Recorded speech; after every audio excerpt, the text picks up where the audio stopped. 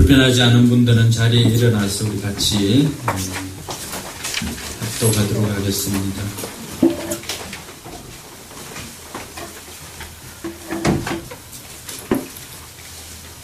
같이 읽습니다.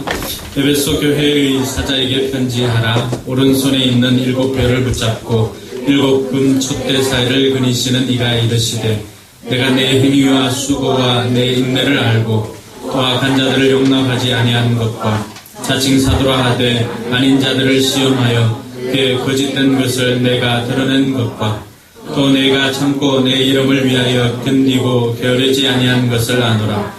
그러나 너를 책망할 것이 있나니 내 처음 사랑을 버렸느니라. 그러므로 어디서 떨어졌는지를 생각하고 회개하여 처음 행위를 가지라. 만일 그리하지 아니하고 회개하지 아니하면 내가 내게 가서 내 촛대를 그 자리에서 옮기리라. 오직 내게 이것이 있으니 내가 니골라 당의 행위를 미워하는도다. 나는 이것을 미워하노라. 귀 있는 자는 성령이 교회들에게 하시는 말씀을 들을지어다. 이게는 그에게는 내가 하나님의 낙원에 있는 생명나무의 열매를 주어 먹게 하리라. 아멘. 예, 5사람씩 이렇게 손을 잡아주고 함께 예배드리게 되어서 제게는 너무 큰 행복입니다.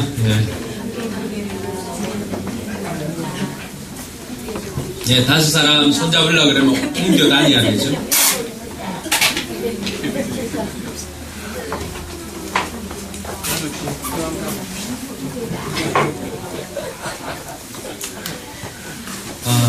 도서관에도 말씀이 들리나요? 도서관에? 말씀 들려요? 창문 열어놓죠. 예. 도서관에도 말씀 들을 수 있도록 창문 열어놓죠.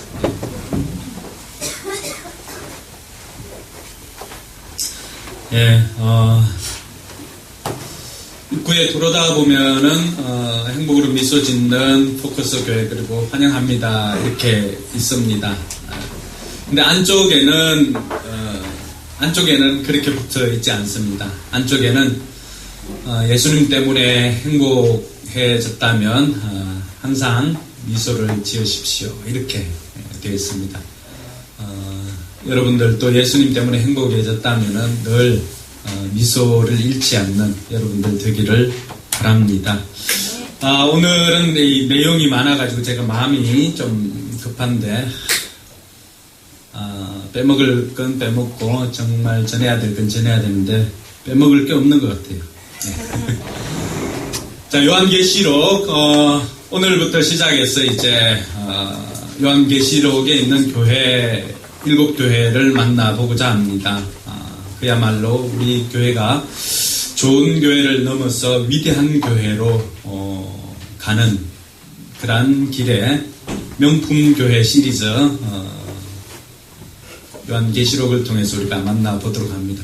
이 요한계시록은 사도 요한이 밤모섬에 유배를 가서 그곳에서 하나님의 환상을 보고 기록을 한 책이 이 요한계시록입니다. 실제로 기록된 것은 그 당시에 로마의 지배하에 있었기 때문에 이 로마 사람들은 들어도 보아도 잘 알 수 없을 정도로 이 묵시적으로 그렇게 기록해 두고 있습니다. 그래서 이것을 해석할 때 때로는 문자적으로 해석을 하느냐 아니면은 또 다 영적으로 해석을 하느냐 이런 것 때문에 의견이 분분하기도 합니다. 대부분의 이단들이 주로 뭘 가지고 하죠?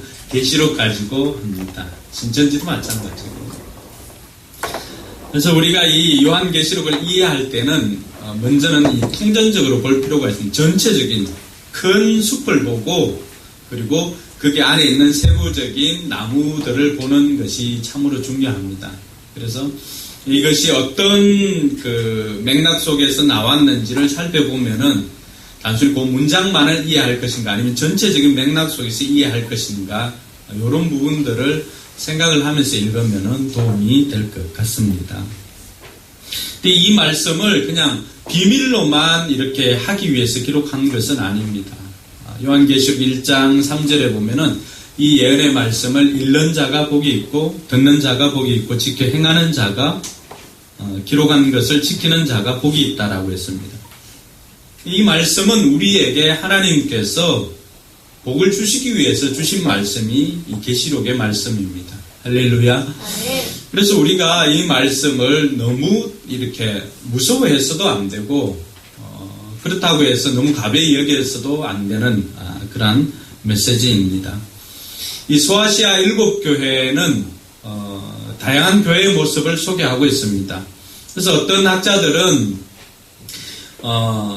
처음에 나오는 교회를 1세기 교회, 또 이 시대적으로 이렇게 구분을 하기도 합니다. 근데 저는 거기에 동의할 수 없는 것이 1세기에 그런 교회만 있었느냐라고 하는 것이죠. 오늘날에도 에베소와 같은 교회가 있고 또 책망만 받을 라오디게아 교회 같은 교회도 오늘날에도 여전히 있기 때문에 이것은 다양한 교회의 형태를 통하여서 오고 오는 모든 세대들에게 주시는 하나님의 메시지라고 보시면 되는 것입니다.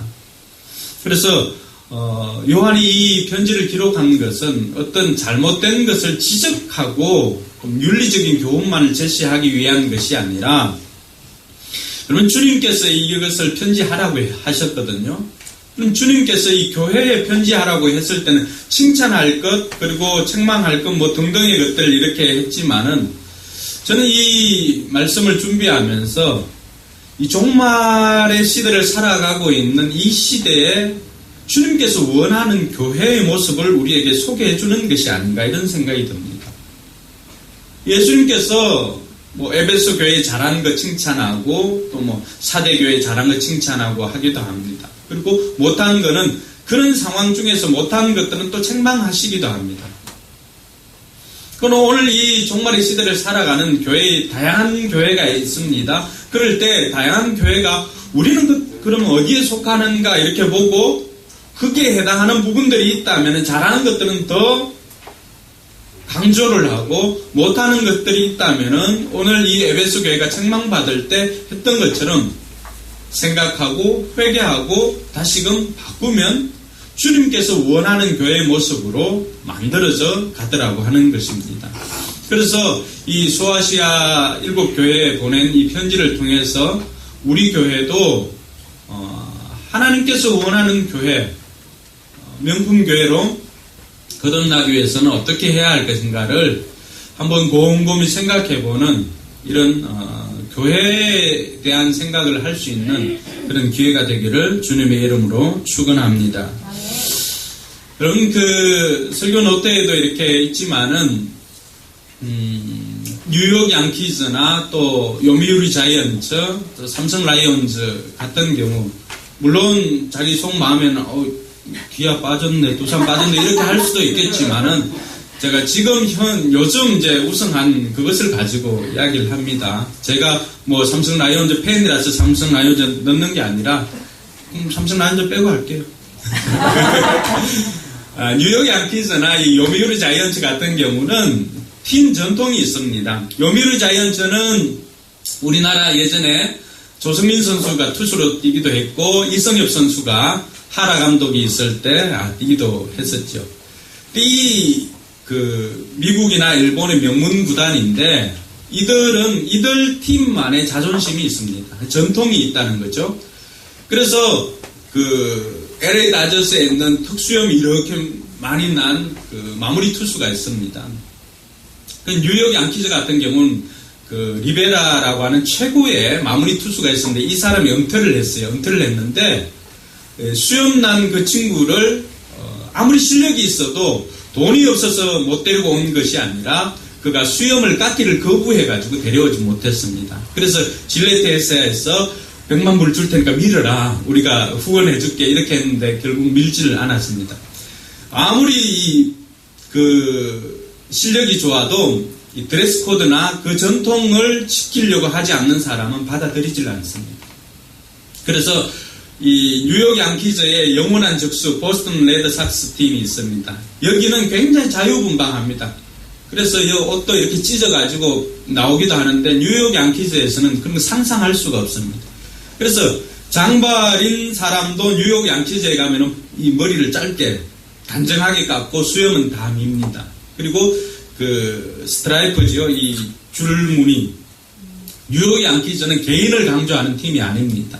그래서 한번 보면은 다른 데는 다 있는데 뉴욕 양키즈에만 없는 것이 있습니다. 뭐가 없을까요? 그래요. 이름이 없어요. 저 팀은 요미우리 자이언츠 유니폼이네. 요미우리 자이언츠 팀인데 다 이름이 있어요. LA 다저스에서도 따라 하다가 언제부턴가 다시 이름을 넣기 시작했습니다. 근데 100년의 전통이 지난 뉴욕 양키즈만큼은 이름을 넣지 않습니다. 그것은 얼마 전에 소천한 구단주의 정신도 있기도 한데 뉴욕 양키즈는 개인의 팀이 아니라 팀이 우선한다는 것입니다. 그래서 그 전통을 키우기 위해서 개인의 이름을 다 지워버렸습니다. 그리고 이들은 염색도 잘 허용이 되지 않습니다. 그리고 항상 이동 간에는 정장을 이렇게 입고 이동을 해야만 됩니다. 그만큼 전통을 중시하는 것이죠. 요미우리 자이언츠도 마찬가지고 삼성에는 이게 뉴욕 양키즈 편입니다. 뭐 못된 손도 나오기도 하지만은 NY 이렇게 해서 전형적인 뉴욕 양키즈 스트라이프 유니폼입니다. 모든 선수들의 로망이기도 합니다. 저 팀에서 뛰고 싶은 것이. 그럼 이 왜 중요하냐? 전통은 너무너무 중요합니다. 그런데 이 전통만을 강조하다 보니까 정말 중요한 것을 놓칠 때가 있더라고 하는 거예요. 오늘날 많은 교회들도 마찬가지입니다. 소개하고 있는 이 에베소 교회도 마찬가지입니다. 너무나 좋은 전통들을 갖춘 전형적인 정통교회이기도 합니다. 그런데 이 교회도 그런 정통을 쌓고 추구하는 데는 빨랐지만은 정작 중요한 것을 놓치니까 결국 주님으로부터 이런 책망을 듣기도 하더라는 것입니다. 여러분, 주님께서 제일 먼저로 요한에게 편지를 하라고 했을 때, 에베소 교회에 편지하라고 했을 때, 여러분, 요한의 가슴이 철렁했을 것 같아요. 왜 그런지 아세요? 얼마 전까지 요한이 목회했던 장소가 바로 에베소 교회입니다. 그러니까 이 에베소 교회 이야기 나오면 요한이 어떨까요? 더군다나 예수님께서 직접 말씀하시는 거잖아요. 깜짝 놀라는 거죠. 가슴이 철렁 내려앉는 일이에요. 그래서 어떤 일들을 했을까? 이러한 것들을 우리가 살펴보고자 합니다. 먼저 에베소를 이해할 필요가 있습니다. 에베소는 지금의 터키 지방입니다. 터키 지방이고 7교회는 터만 남아있고 건물들은 남아있질 않습니다. 이 에베소 지역은 항구 도시이기도 하고, 그런데 주변에 있는 산들이 침전물이 계속해서 내려와가지고 항구를 메꾸다 보니까 수로를 뚫어서 이렇게 배들이 에베소까지 들어오기도 합니다. 근데 이 에베소는 모든 소아시아의 중요한 도시로 다 갈 수 있는 육로가 아주 발달되어 있는 교통의 요충지라고 할 수가 있습니다. 그리고 상업이 굉장히 발달되어 있습니다. 그 당시에 어떻게 보면은 요한이 이 성경을 기록할 당시에 에베소는 오늘날의 뉴욕과도 같은 그런 도시입니다. 그리고 그 도시에는 아데미라고 하는 그 여신을 섬기고 있습니다. 어떻게 보면은 가장 세속적인 도시라고 할 수 있는 곳이 에베소이기도 합니다. 밤모습에서는 소아시아 7교회 중에 제일 가까운 곳이 에베소입니다. 이러한 가장 세속적인 도시지만은 다른 한편으로 보면은 신앙적으로 보면은 가장 축복받은 곳이 또 에베소 교회이기도 합니다. 여러분, 이 에베소 교회는 어떤 교회냐 그러면은 사도 바울이 2차 전도 여행 때 사도행전 18장 19장에 가면은 이제 에베소 전도한 내용이 나오는데, 사도 바울이 다른 곳은 뭐 일주일, 한 달, 뭐 좀 길면 석 달 이렇게 가르쳤지만은 이 에베소에는 두란노 서원 들어보셨나요? 네. 두란노 서원을 두어서 2년을 날마다 하나님의 말씀을 가르쳤다고 기록된 것이 바로 이 에베소 교회입니다. 사도행전 20장 후반부에 가면은 사도 바울이 에베소 장로들하고 헤어지는 장면이 나와요. 바닷가에서 헤어질 때 장로들이 다 와가지고 사도 바울 안고 눈물로서 이 헤어졌던 곳이 에베소 교회이기도 합니다. 그러니까 사도 바울이 가장 애정을 들여서 말씀을 전했던 곳이 에베소 교회.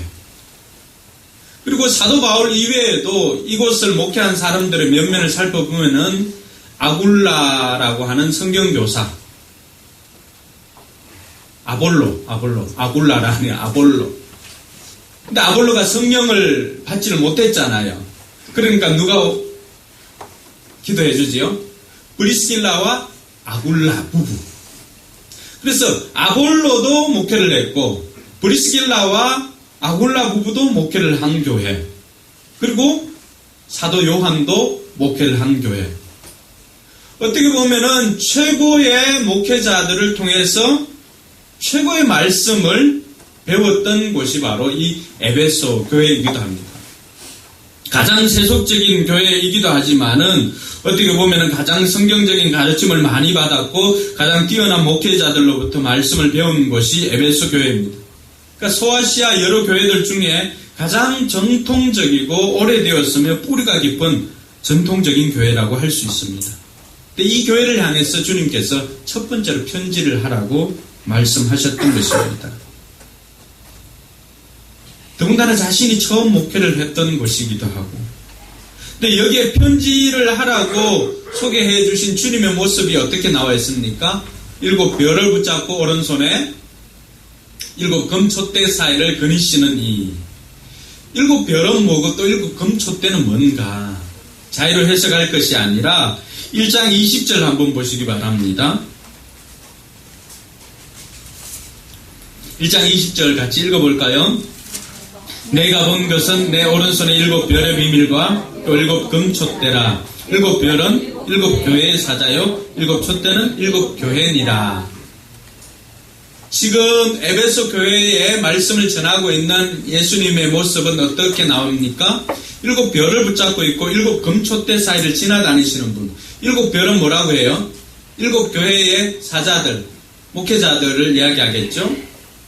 7 금촛대는 7 교회를 이야기합니다. 이 말씀은 교회를 주관하시는 분은 누구라고 하는 거예요?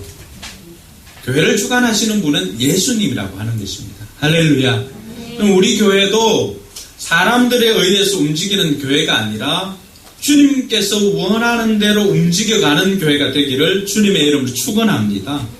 저 역시도 마찬가지고 제가 목회를 하고 있지만 저 역시도 부교역자가 된 심정으로 주님께서 원하는 대로 목회를 하고 여러분들도 주님께서 원하는 대로 신앙생활을 하는 주님이 원하는 교회의 모습이 되는 것, 이것이 우리가 이 교회를 통해서 교회에 편지하는 주님의 모습을 통해서 깨달을 수 있는 것입니다.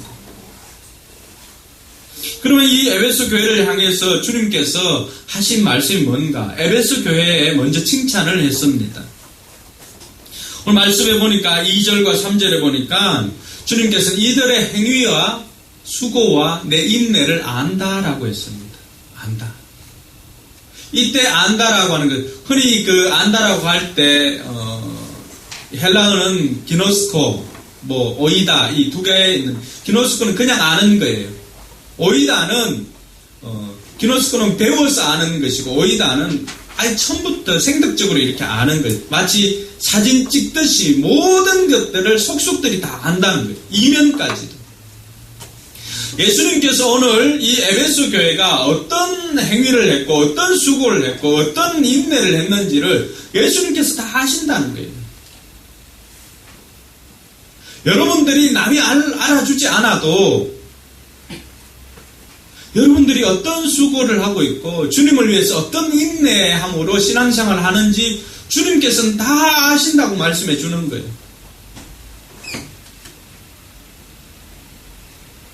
지난 금요일에 아이들과 함께 논어를 이렇게 좀 했는데 그 논어 하기편에 보면 인부지 이부론이면 불여군자 호하라. 남이 나를 알아주지 않아도 화를 내지 않으면 또한 군자가 아니겠는가. 이 말씀입니다. 남들은 다 몰라줘도 우리 주님께서는 여러분들이 어떤 마음으로 신앙생활하고 또 지나가다가 쓰레기를 줍고 설거지하고 이렇게 하는 거 봉사하고 하는 거 주님께서는 다 하신다는 거예요. 카운트가 안 되는 것이 아니라 사람에게는 카운트가 되지 않아도 우리 주님께는 카운트가 된다는 것입니다. 할렐루야. 옆사람이 그렇게 이야기해 줍시다. 주님께서 다 하신답니다. 네. 주님께서 다 하시는 거예요. 여러분들이 어떻게 수고하는지. 뿐만 아니라 이 교회는 악한 자들을 용납하지 아니하고 자칭 사도라고 하는 사람들을 시험하여서 그 사람들까지도 시험해서 그의 거짓됨을 드러낸 곳이 바로 이 에베소 교회예요. 뿐만 아니라 참고 주님의 이름을 3절에 보면은 주님의 이름을 위해서 참고 견디고 이 사람들이 너무나 성실하게 일하였고 게으르지 아니하였다고 합니다. 이것만 봐도 이 정도만 돼도 빈틈이 없는 교회죠. 칭찬만 있고 전형적인 칭찬 듣는 교회라고 해도 과언이 아닙니다. 6절에 가보니까 더군다나 주님께서 미워하는 니골라당의 행위까지도 미워했다고 그래요.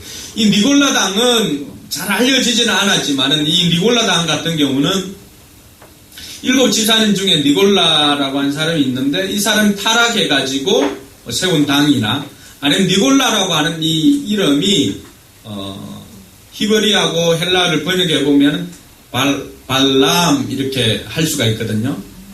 그럼 뭐예요? 발람 선지자를 통해서 거짓 선지자를 통해서 했던 것. 이들이 했던 것이 주로 뭐냐 그러면 행음을 하게 한 것이죠. 그래서 어떻게 유래되었는지는 잘 알려지지 않지만 니골라당이 했던 것들은 우상 숭배와 또 음란한 것들을 퍼뜨리는 거예요. 그러니까 에베소 교회가 이런 것들을 수용하지 않았다는 거예요. 주님께서도 싫어하시는 일인데 이 에베소 교회가 이것까지도 했다는 것이죠. 이것만 보면은 니골라당을 미워하고 이것만 보면은 에베소 교회는 정말로 다른 어떤 교회들보다도 자랑할 만한 교회예요. 실제로 교회의 어머니 같은 교회, 안디옥 교회가 아버지 같은 교회면은 예루살렘 교회가 아버지 같은 교회면 이 에베소 교회는 교회의 어머니와 같은 그런 교회라고 해도 과언이 아닙니다. 오늘날 이 정도만 돼도 교회가 이 정도만 되어도 정말로 칭찬 듣고 좋은 일 많이 할 거예요. 그런데 이렇게 칭찬받을 것들이 많이 있는데 책망받을 것이 있다고 말합니다. 책망받을 것이 뭔가 하면 4절에 보니까 4절 같이 한번 읽어봅니다. 그러나 너를 책망할 것이 있나니 너의 처음 사랑을 버렸느니라. 그럼 칭찬거리가 100가지가 되고 근데 책망할 게 하나가 있어요. 근데 이 하나 때문에 앞에 있는 칭찬이 무색해지는 거예요. 오늘 우리가 이 커뮤니케이션에 있어서 좀 생각해 볼 거는 주님께서 하는 것도 잘 배워놓으면은 샌드위치 기법 사용하셨죠? 칭찬하고 책망하고 칭찬하고. 요거는 이제 부제로 다음에 한번 하도록 합시다. 다른 사람과 커뮤니케이션 할 때는 요렇게 하라는 거예요. 칭찬하고 책망하고 칭찬하고. 근데 이들이 그렇게 많이 좋은 일을 하고 착한 일을 했지만 책망받을 것은 처음 사랑을 버렸다는 거예요. 근데 처음 사랑을 버리는 것이 첫사랑을 버리는 것이 왜 그렇게 책망받을 일이고 중요한 일인가? 사도 요한의 별명이 뭐예요? 사랑의 사도 아니에요? 베드로가 니는 이제 뛰어갈 거다 그러니까 쟤는요 하니까 주님의 사랑을 받는 저 친구는 하니까 가는 가고 할 때 주님의 사랑을 받는 자 자기 스스로 요한이 그렇게 자기를 썼지요. 사랑의 사도지요. 요한이 사랑의 사도인데 거기에서 목회를 했는데 사랑이 없다는 건 뭐예요? 요한으로서 굉장한 충격이었겠죠. 요한일서 4장 8절은 예수님 하나님은 뭐다? 사랑이시라.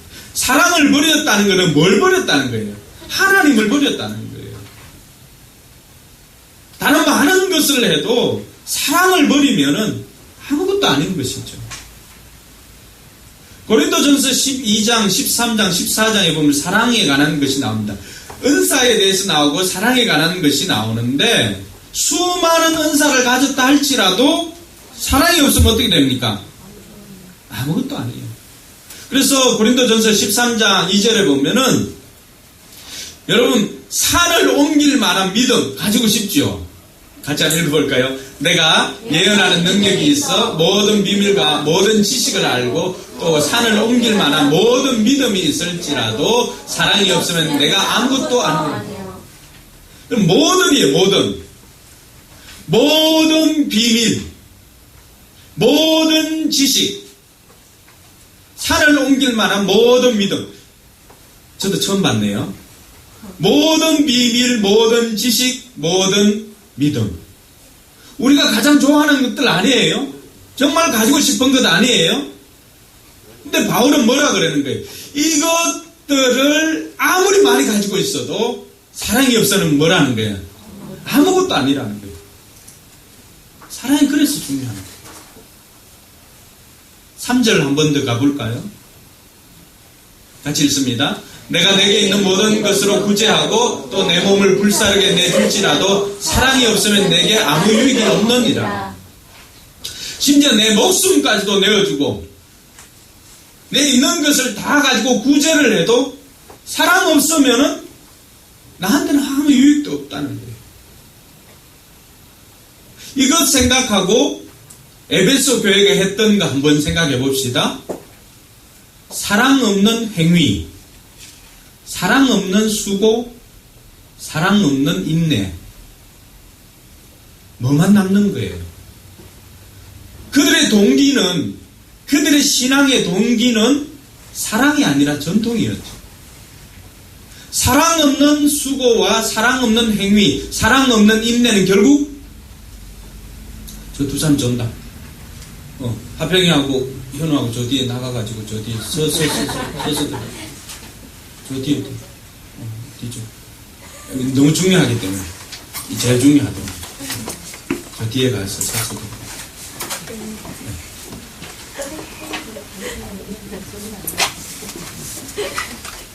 편집할 수 있으면 편집해야 되는데 중요하기 때문에 사랑 없는 수고, 사랑 없는 행위, 사랑 없는 인내. 이게 없으면 뭐가 되는 거예요? 결국 기계적인 행위밖에는 되지 않는 거예요. 기계적인. 이들의 삶의 행동을 하는 동기부여는 전통과 그냥 해왔으니까. 그럼 이들의 삶은 신앙생활이 아니라 결국에는 종교생활이 되는 거예요. 교회 나와서 예배 드려도 그러니까 사랑이 동기가 된 것이 아니라 드리니까 이게 뭐 교양 수준으로 전락하게 되는 거예요. 주님께서는 그걸 지금 지적을 하고 있는 거예요. 책망을 하는 거예요. 너희들에게 지금 그 사랑이 있느냐라고 하는 거예요. 이것은 비록 에베소 교회만 주는 것이 아니라 오고 오는 모든 세대 교회 그리고 우리의 몸된 성전은 우리 한 사람 한 사람 개인의 교회에게도 주시는 말씀이에요. 여러분들이 신앙생활을 할 때 여러분들을 움직이는 것이 뭐냐라고 하는 거예요. 사랑이 동기가 되어 있느냐라고 하는 것입니다. 안 그러면은 그냥 의뢰하니까 주일날 교회 나오니까 또 주일날 뭐 다른 사람이 하니까 또 우리 교회 전통이니까 그게 아니라고 하는 거예요. 구제를 하고 뭐 그 참치 밥을 만들어서 주고 하는 이런 것들도 전통이라서 하는 게 아니라 젊은이들을 사랑하니까. 저와 여러분들의 모든 행위, 우리 교회의 모든 행위가 사랑이 동기가 되길 주님의 이름으로 축원합니다. 그렇게 듣고 보니까 굉장히 심각하죠. 에베소 교회가 아무리 잘해도 이게 오늘날 언급하기는 어렵지만 대형교회의 모습이 아닐까 생각해봅니다. 자, 여기서 한 걸음 더 나아갈게요. 요한계시록은 제가 통전적으로 좀 보자고 했지 않습니까? 요한계시록은, 아니 성경은 제가 우리 청년들 결혼식 하면 주례사를 할 때 늘 하는 이야기가 그렇지. 성경은 결혼의 책이다. 왜냐하면은 창세기 처음 사람을 만들고 하나님께서 어떻게 합니까? 하나님께서 아담과 하와 주례를 해주잖아요. 결혼을 시작하잖아요. 에덴 동산에서 신혼방 차리고. 그런데 성경 마지막에 보면은 어린 양 혼인잔치로 마무리를 합니다. 새하늘 새 땅에서. 어린 양 혼인잔치로 마무리할 때 생명의 가정 마친 분들은 그리스도와 우리와의 관계가 어떤 거예요? 성부 하나님과 우리와의 관계는 하나님의 자녀지요. 그리스도와 우리와의 관계는 그리스도의 신부지요. 성령님과 우리의 관계는 성령님의 전이지요.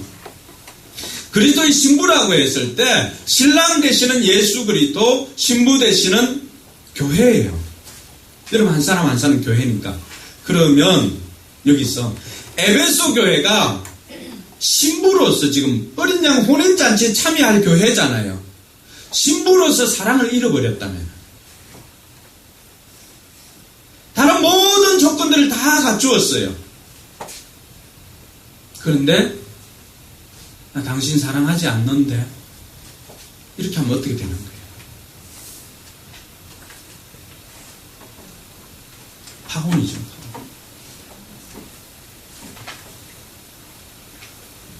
신부일 때는 문제가 심각해지는 것입니다. 요한계시록 19장 7절 8절에 보면은 어린 양 혼인잔치에 대해서 말합니다. 같이 읽어볼까요? 우리가 즐거워하고 크게 기뻐하며 그에게 영광을 돌리세 어린 양의 혼인 기약이 이르렀고 그의 아내가 자신을 준비하였으므로 그에게 빛나고 깨끗한 세마포 옷을 입도록 허락하셨으니 이 세마포 옷은 성도들의 옳은 행실이로다. 이 사랑을 잃어버렸다는 거예요. 신부가 사랑을 잃어버렸다는 거예요. 신부에게 있어서 다른 어떤 거, 뭐 신부 화장하고 여기 뭐 가브라 넣고 다 예쁘게 해도 정작 사랑이 없다면은 그 결혼은 너무나 슬픈 결혼이죠. 잠 깼으면 들어 앉아도 되고 또 잠이 오면 나가면 되고 전혀 자유롭게 하시면 됩니다. 에베소 교회가 동기가 사랑을 뺀 것도 아주 큰 문제였지만은 한 걸음 더 나아가서 정말로 주님의 거룩한 신부라고 했을 때는 사랑이 없다, 사랑이 없는 신부 같으면 어떻습니까? 치명적인 거죠. 어떻게 보면. 주님께서 요한을 통해서 에베소 교회에 전달하고자 하는 메시지는 바로 이거예요. 교회는 그리스도의 신부라고 하는 겁니다. 오늘 저와 여러분들이 그리스도의 신부로서, 우리 교회가 그리스도의 신부로서 준비하는 과정이라고 했을 때 다른 어떤 것 준비하는 것보다 더 정성껏 더 심혈을 기울여서 준비해야 할 것이 바로 사랑인 줄 믿으시기 바랍니다. 할렐루야. 그래서 저와 여러분들이 이 사랑을 가져야 돼요. 주님께서 그 해결책으로 뭘 제시합니까? 너희들 어디서부터 그 사랑에서 멀어졌는지를 먼저 생각하라는 거예요. 그러니까 감정적으로 움직이지 말고 먼저 생각을 하라는 겁니다. 생각하고 난 다음에 그 지점이 생각났거든. 그 자리에서 돌이키라고 하는 거예요. 여기서 회개라고 하는 것은 후회와는 다르다는 것을 말합니다. 먼저 생각을 해야 돼요. 어떤 지점에서부터 멀어지기 시작했는지 그 지점에 가서 돌이켜서 호남선으로 가야 될 것 같으면은 울지만 있지 말고 빨리 경부선에서 내려가지고 호남선으로 갈아타가라는 거예요. 그게 회개라고 하는 거예요. 돌이키라는 거예요. 그리고는 어떻게 합니까? 그냥 돌이키는 것으로 만족하지 말고 그곳에서 처음 사랑을 다시금 행하라. 할렐루야. 주님께서 오늘 우리에게 던져주는 메시지도 이와 다르지 않습니다. 여러분 개인의 마음에 언제부턴가 모르게 감동이 없고 열정이 사라지고 신앙의 갱년기가 왔다면 다시금 처음 사랑을 회복할 수 있기를 주님의 이름 축원합니다. 부부간에는 갱년기 와도 뭐 올 수도 있겠지만은 주님과의 사랑에서는 갱년기가 오면 안 돼요. 언제 멀어졌는가를 생각하고 첫사랑을 회복하는 저와 여러분들 되길 주님의 이름으로 축원합니다. 그 첫사랑 회복하면은 이기는 자의 반열에 서게 되지만 첫사랑 회복하지 못하면 그렇게 회개하지 않고 돌이키지 않고 처음 사랑을 회복하지 않고 지내면은 하나님께서는 아주 무서운 경고를 합니다. 촛대를 옮겨버리겠다는 거예요. 이게 구라파 교회가 우리에게 보여준 경고입니다. 처음 사랑을 가지고 그 뜨거운 열심에 죽음의 땅인 이 조선에까지 와서 복음을 전했던 그 사람들입니다. 토마스 선교사를 보냈던 웨일즈, 그곳에 있는 교회들, 수많은 영국에 있는 교회들이 전 세계로 복음을 전하기 위해서 선교사님들을 보냈습니다. 근데 그 자리가 지금은 이슬람 사원이 되고 나이트클럽이 되고 그렇게 바뀌었습니다. 그 촛대가 어디로 간 거예요? 미국으로. 미국에 수많은 선교사님들을 보냈죠. 근데 그곳에서 동성애를 또 인정하고 주마다 또 아이들이 신앙 고백하는 것도 인정하지 않고 텍사스주 같은 경우는 심각하더라고요. 이런 일들이 있으면 어떻게 됩니까? 그 촛대를 또 옮기는 거예요. 그 어느 때보다도 촛대가 빠르게 우리 이 한국으로 넘어왔는데 한국교회의 단점이 뭐예요? 거의 냄비 건성 아닙니까? 확 이랬다가 빨리 팍 식는. 채 몇 년이 남지 않았다는 거예요. 이대로 가다가는 우리도 첫사랑을 잃어버리고 회개하고 돌이키지 않고 그 첫사랑을 가지고 다시금 처음 사랑을 행하면 되겠지만 그렇게 행하지 않으면 촛대를 옮기겠다는 것입니다. 브라질에 부흥운동이 일어나고 있고 제3세계의 부흥운동이 일어나고 있는데 뭘 의미하는지 우리가 깨닫게 되기를 주님의 이름으로 축원합니다. 회개하고 돌이키는 자에게는 하나님께서 주시는 것이 뭘까요? 이기는 자에게 주는 것 7절에 보니까 이기는 자에게는 하나님 나라에서 뭡니까? 하나님 낙원에 있는 생명나무의 열매를 주어 먹게 하리라. 이게 언제적 있는 거예요? 여러분, 아담과 하와의 결혼식 때 하나님께서 그들에게 주신 것이 뭐예요? 동산에 있는 모든 과실들 다 먹겠지만 생명나무 과실과 선악을 알게 하는 그 과실나무는 허락하지 않았죠. 아담과 하와의 범죄 이후로 에덴 동산에서 쫓겨난 인간 그 어느 누구도 생명나무의 과실을 먹은 사람은 없습니다. 근데 이제 누구에게 주겠다는 거예요? 마지막 종말의 때 승리한 교회에게 주는 것이 뭡니까? 영생을 주는 이 생명나무의 과실을 통해서 영생의 풍성함을 주시겠다는 것입니다. 할렐루야.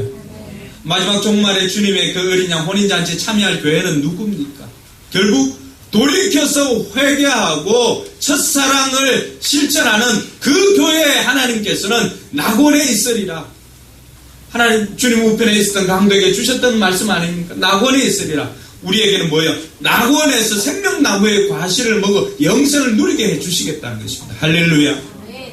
이런 복을 누리는 저와 여러분들 되기를 주님의 이름으로 축원합니다. 그럼 이런 것들을 들었으면 우리 교회는 그럼 어떻게 할까? 우리 교회는 어디까지 와 있을까? 아니 우리 교회가 아니라 우리 개인은 어디까지 와 있을까? 저는 이 말씀을 통해서 이런 에베소 교회를 통해서 우리 교회는 그럼 뭘 배워야 될까? 첫 번째는 우리 교회는 좋은 전통을 세워야 합니다. 우리 이제 몇 년 되지 않았잖아요. 에베소 교회와 같은 이런 좋은 전통들을 먼저 세워야 합니다. 교회를 위한 헌신이 있는 교회, 또 후배들을 챙겨주는 그런 교회, 다음 세대를 책임지는 교회, 다른 사람을 성공시켜주는 교회, 교회에 어떻게든 해를 끼치지 않는 것. 요즘은 뭐 별로 강조하지 않지만은 우리 청년들은 옷도 정갈하게 이렇게 입죠. 너무 짧게는 입지 않지요. 서로를 위해서. 뭐 이런 것도 좋은 전통 아닌가? 그런 생각을 해봅니다. 그리고 본교에서 주일을 성수하는 것. 이런 아름다운 전통들을 좀 세워나가면 좋겠어요. 우리 교회는 아직도 연조가 짧기 때문에 전통을 세우는 것이 중요합니다. 그러나 그 전통에서 발목을 잡히는 것이 아니라 언제든지 우리의 행동의 기준은 전통이 아니라 성경이 되길 주님의 이름으로 축원합니다. 그럼에도 불구하고 우리는 좋은 전통을 쌓아야 합니다. 그리고 여러분 개인도 좋은 습관, 좋은 전통을 만들어야 합니다. 둘째로 우리 교회가 해야 하는 것은 은혜를 생각하고 감사하는 것입니다. 에베소 교회가 어디에서부터 멀어졌는지, 그런 그 은혜를 망각하고 감사하는 삶을 망각한 거예요. 그럼 저와 여러분들은 우리가 아직 죄인 되었을 때 하나님께서는 우리를 사랑해 주심으로 하나님의 사랑을 확증해 주셨습니다. 나를 위해 험한 십자가를 지신 그 주님의 십자가를 잊지 말아야 합니다. 그거 생각하면은 우리의 사는 것들이 자격이 아니라 은혜로 된 것임을 알고 그 은혜에 감사해서 날마다 감사하는 저와 여러분들 되기를 바랍니다. 그럼 21세기 교회가 붙잡아야 할 가장 큰 키워드라고 해도 과언이 아닌 것은 교회가 회복해야 한다는 감사입니다. 감사. 저는 앞으로 우리 교회가 이 강서구 지역에 감사 운동의 메카라고 하면 또 이슬람 용어인가요? 감사운동의 허브 역할을 하는 교회가 되기를 바랍니다. 우리 교회는 이미 이 감사 어플을 개발한 교회 아닙니까? 최근 들어서 감사일기를 다시 쓰기 시작했는데 감사로 여러분 삶을 물들이시기를 바랍니다. 감사하는 사람은 결코 하나님께로부터 멀어지질 않습니다. 주신 것에 감사, 그럼에도 불구하고 감사, 은혜에 감사. 오늘 저와 여러분들이 건강한 다리로 이 전에 올라온 것까지도 감사 아닙니까? 자격으로 우리가 이 자리에 있는 것 아니잖아요. 은혜로 있는 것이잖아요. 그 은혜를 아는 자만이 할 수 있는 고백이 감사합니다. 저는 우리 교회가 여기까지 온 건 너무 감사한 거예요. 저 앉아있는 쟤들 3명으로 시작했잖아요. 근데 지금 몇 명이에요? 10배는 될 것 같아요. 제가 숫자 약한가? 어쨌든 10배는 되는 것 같아요. 이거 우리 자격으로 우리의 의의가 아니잖아요. 전적인 하나님의 은혜잖아요. 우리 개인의 삶이든 교회의 삶이든 은혜를 아는 자만이 감사를 고백할 수가 있습니다. 마지막으로 살펴볼 것은 신앙의 동기가 사랑이 되게 하라는 것입니다. 섬김이든 예배든 무엇을 하든 동기는 언제나 하나님 사랑이 되기를 바랍니다. 예배도 마찬가지예요. 여러분 예배가 뭐예요? 하나님께서 우리를 구원해 주신 그 사랑에 감사해서 우리가 나와서 우리를 구원해 준 그 하나님 앞에 감사를 드리는 거 아닌가? 감사로 제사 드리는 것 아닙니까? 그 역시도 동기는 사랑이라, 하나님 사랑. 무엇을 하든지 죽게 하듯 하라라고 하는 단어가 왜 나왔겠어요? 모든 행동의 동기는 하나님 사랑이 되게 하라는 것입니다. 우리가 후배들을 돌봐주고 또 다른 사람을 성공시켜주고자 하는 것도 그 동기는 내 욕심과 내 자랑이 아니라 내가 하나님께로부터 사랑을 받았고 그 사랑에 감사해서 다른 사람을 사랑해주고 섬겨주고 성공시켜주는 것입니다. 그러니까 우리가 자랑할 것이 없지. 옆 사람 손을 꼭 잡아주면서 모든 동기가 하나님 사랑이 되게 합시다. 할렐루야. 그래서 우리 교회가 정말로 주님께서 원하는 이 종말의 시대, 이 마지막 시대를 살아가는 저와 여러분들, 우리 교회가 정말 주님 원하는 교회로 거듭나는 은혜가 있기를 주님의 이름으로 축원합니다. 설교 끝. 찬양할까요? 예수 나의 첫사랑 되시네.